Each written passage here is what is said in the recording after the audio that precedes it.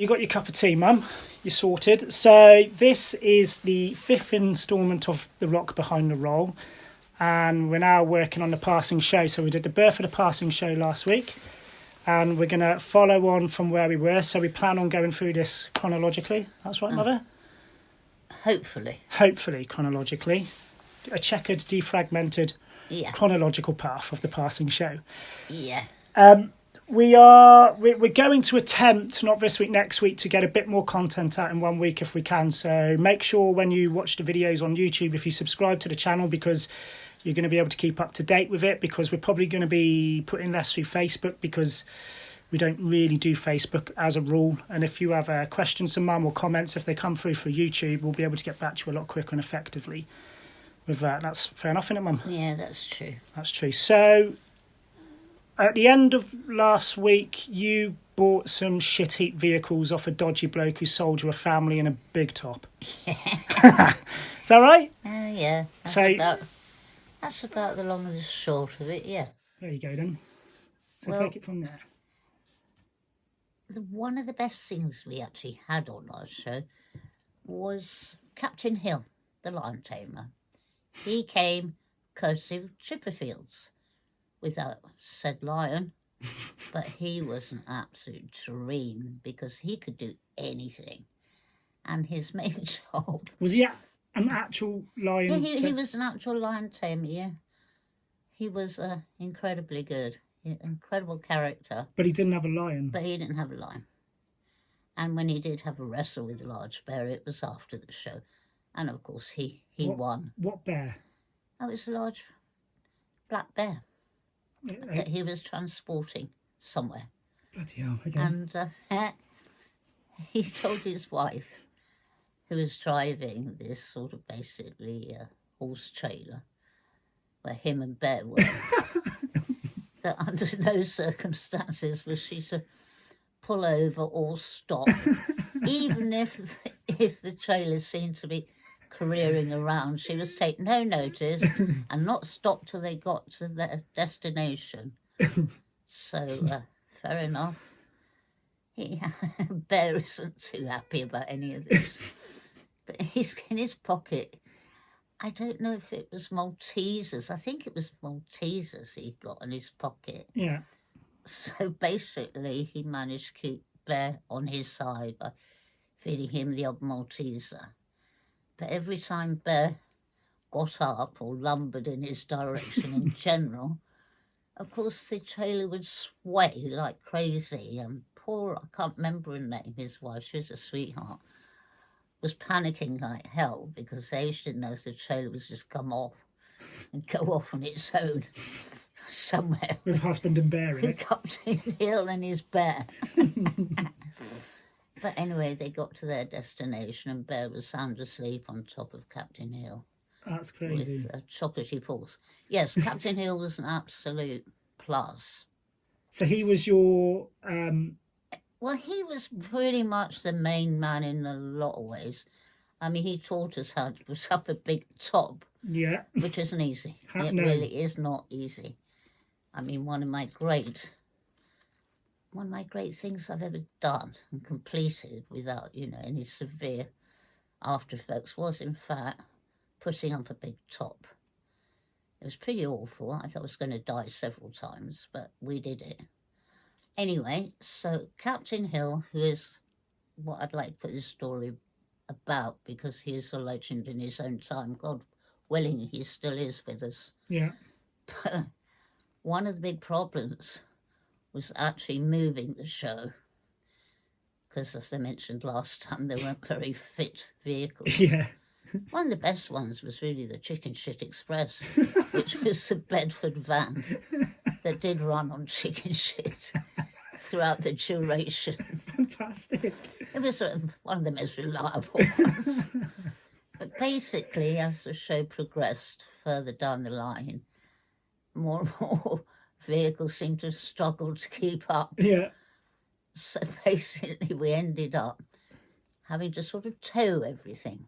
Oh, right, okay. So, which meant tow bars. Yeah.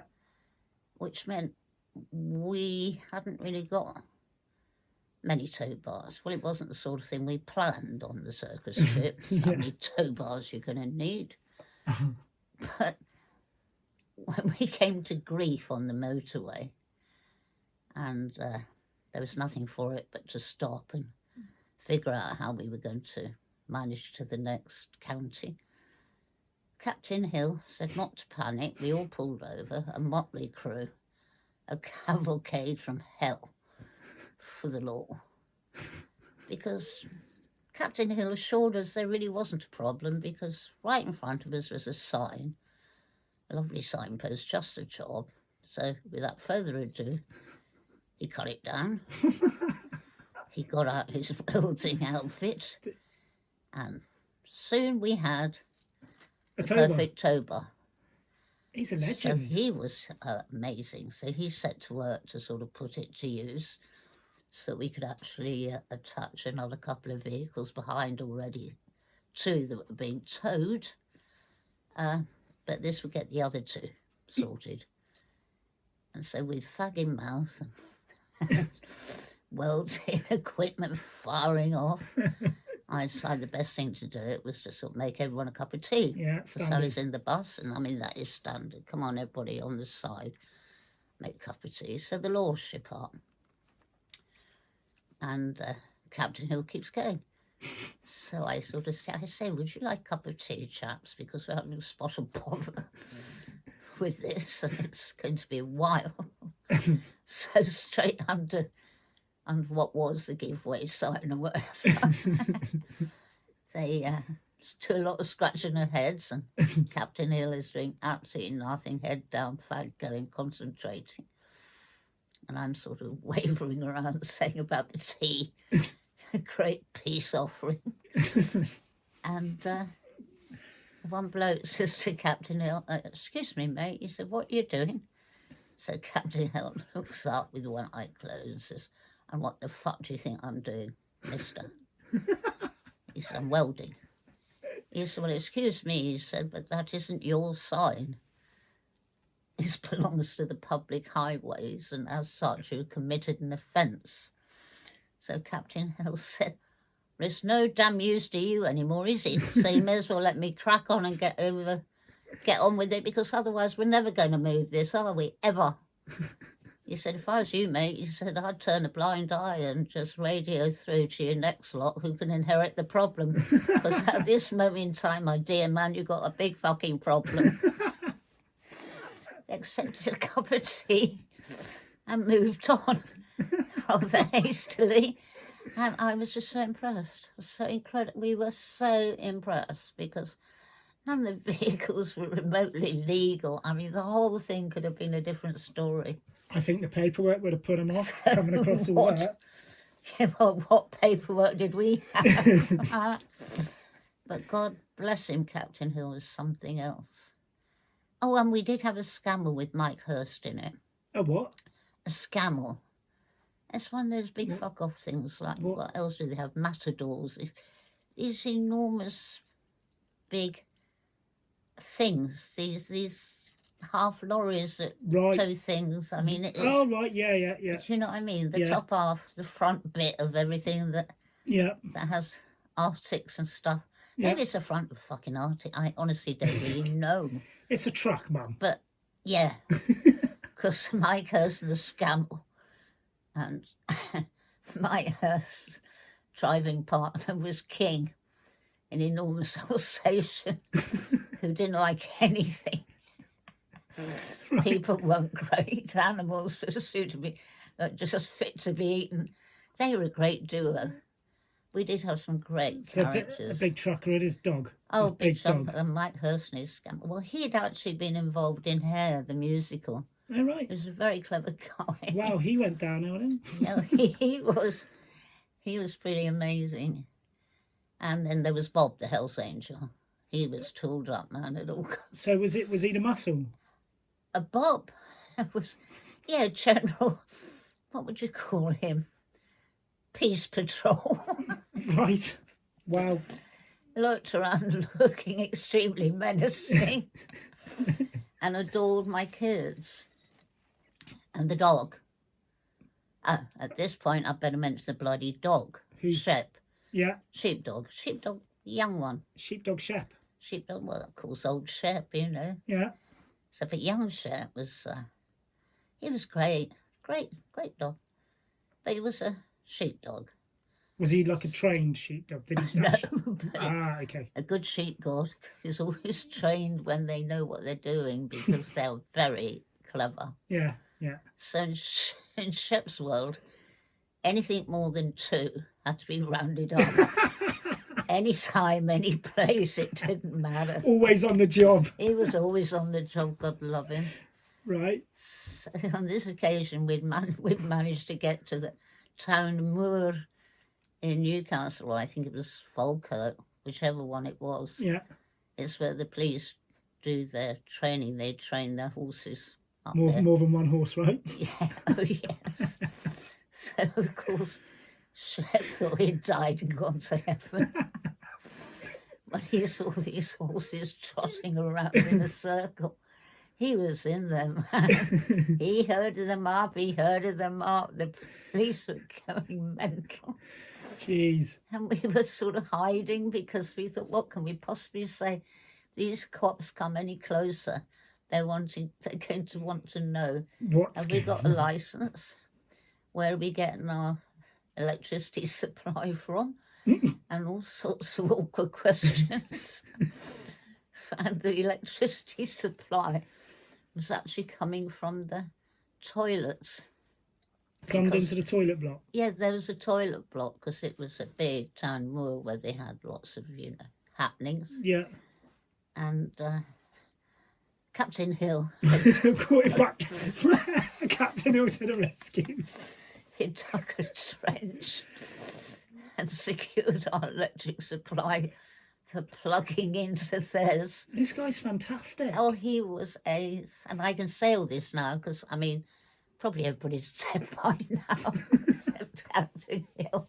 Well, if Captain Hill's had anything to do Oh, with it was, yeah, I know. And so Shep bringing attention to us was really awkward. that was far from ideal. Oh, it's okay, we got over that little hiccup. What so for me, obviously you were doing well to manage to get from event to event. Oh my God, But yeah. the actual events themselves, Oh yes, then. the actual passing show bit, Mum. Yeah. What was it like? Was it good? Was it? It was great. There were no 2 nights the same. Yeah. Because it was almost like what was called a happening in the 60s when you go to sort of random places with an idea of, maybe having a music night or whatever it was. Yeah. And things would just sort of unravel or unroll. Yeah. And it was very much like that. So if I was, it had a basic structure. yeah, that's what I was gonna Funnily ask. enough, we did actually try very hard to organise the whole thing, which consisted of Yeah. the band. What would be if I was going to the passing show tonight? What would I expect to see on the bill, apart from a lion tamer, no lion, and a dog? There was the band Slim Chance, Of course. and that was forever changing personnel. Ronnie being obviously the front Yeah. man. Yeah. And the band, and then there was Bill Barclay, Yeah. who was a comedian, Scottish comedian, Okay. very much like Big Yin, Billy Yeah. Connolly, Yeah. very much. I think he was an aficionado, Okay. and I think he actually knew Billy Connolly, but he was very, very funny. Yeah. So at least the comedian was funny. Worth the money. And then you have the There's the clowns. You can't the ever, crap ever clowns. the crap clowns. Yeah, the fire eaters. Yeah, who threw knives and Yeah. didn't get on. You got it, and along with the knife throwing act, Yeah. they doubled up for both of them on a good night. Yeah. And they were getting on. Yeah. Who else was there? Dancing girls, 3 of us. Because you did that as well, didn't you? Yeah. Yeah. And out of whatever we picked up along the way,